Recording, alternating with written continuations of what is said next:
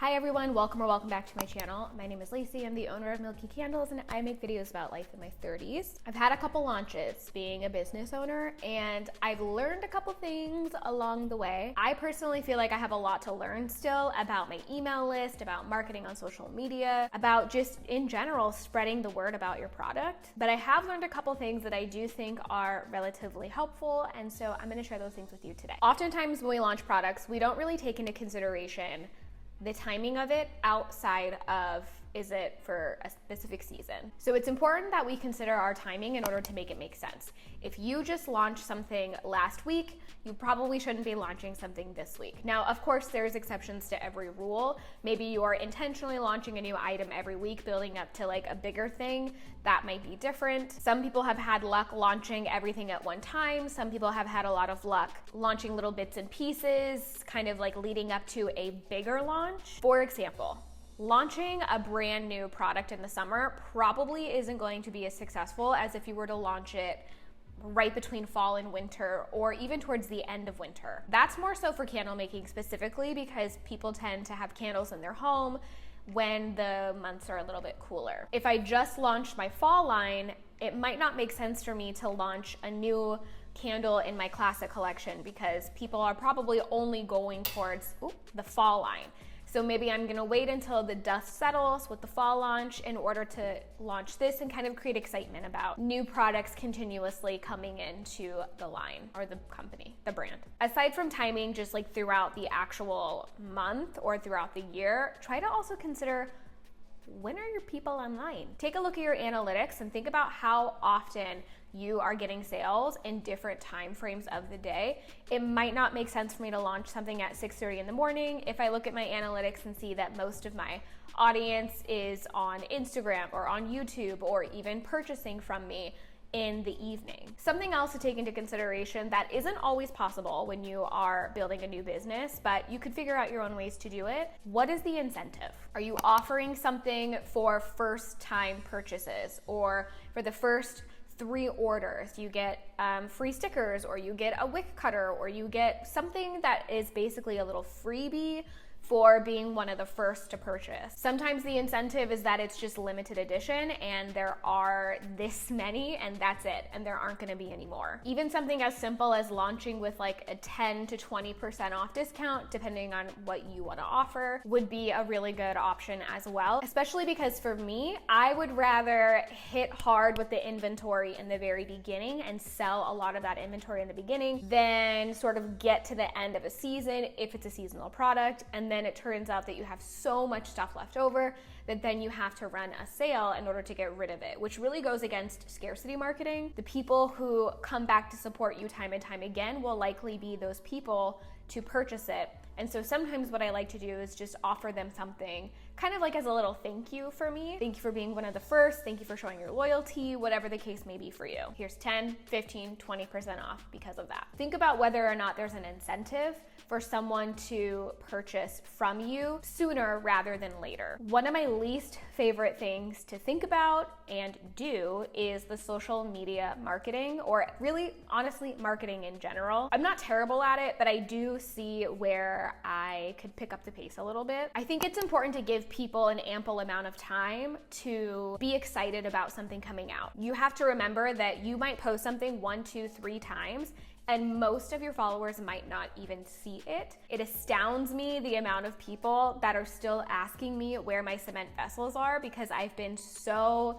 well, I mean, I guess maybe I haven't, but I thought that I had been so vocal about getting rid of them. And to me, that means posting about it once or twice. But that is not always the case, because Instagram does not always show your followers exactly what you post when you want them to see it. They might see it a couple days later. They might not ever see it. Obviously, you want to make sure that you are posting like regular feed posts, but something that I've learned a lot as I've gotten more into social media is feed posts are for people that follow you right now, And Reels are for people that you want to see your content and then follow you because of that. And so Reels are for new engagement, and posts on your feed are more so for people who are already engaged. Even little things like posting something on your story that actually gets people engaged. So like maybe doing some sort of Instagram poll, questioning like what are some new scents that you think are going to launch, or whatever it could be. The more and more and more that you ask people to engage with you and stuff like that, the more that you are actually going to pop up on their feed, because they're showing Instagram that they're interested in whatever it is that you are showing them. So doing something like a poll or a question where you're starting to answer the questions throughout like different stories, stuff like that, that might be really, really helpful right before a launch, because you are getting a lot of eyes on your profile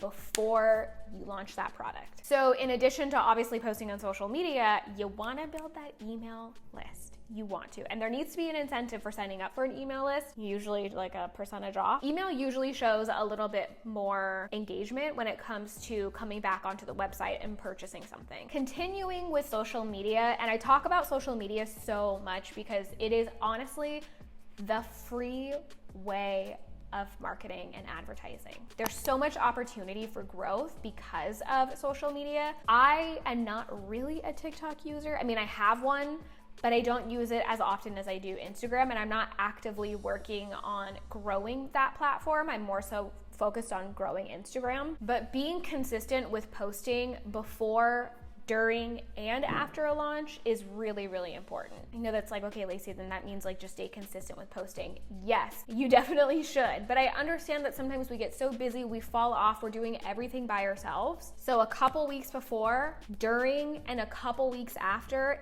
that should be your time to really hone in on your social media page. If it's no other time, that would be a great time. For me, it would honestly be like 3 weeks before, during the launch, and then 3 weeks after. Because again, you want to engage new visitors as much as you want to engage people who are already following you. And so it's a delicate balance between all of those things. And I have heard so many things, I watched so many videos, and it becomes very overwhelming. And so honestly, just pick something and do what feels best to you. Something my best friend mentioned to me that I do think is a good idea is offer your products for free for friends that maybe are really interested in their social media, and so they kind of like push that a little bit more than maybe other people that you know. Give them free product in exchange for just like posting it on social media. They don't even have to like talk about how good it is or anything like that.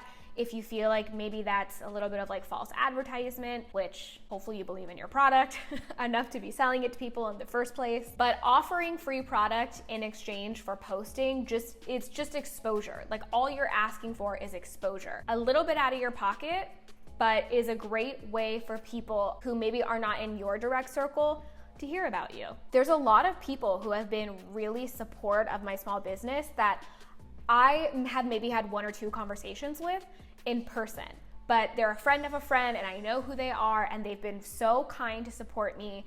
And oftentimes they know that I have a company because a friend will post me on their story or something like that. And let's say you're not in a position to give away free products, because let's face it, that can be a lot of money. Just asking your friends to repost what you put on your story is a really big deal. And make sure that your profile is not private, because people cannot share something if your profile is private. The flip side of that could be reaching out to influencers on social media and just asking them if you could send them product. It doesn't even need to be in exchange of any kind of like post or anything like that. Like I wouldn't push for that, because you definitely want it to be organic. You don't want them to feel pressured to push something if maybe they actually didn't like it, because listen, you could be the juiciest peach in the world, but not everybody likes peaches. So reaching out to influencers would be another really good option. I personally am not there quite yet. I just don't have enough guts. I've reached out to one influencer only, and I'm pretty sure my email got like lost in all her emails. Like I'm pretty convinced. Launch day is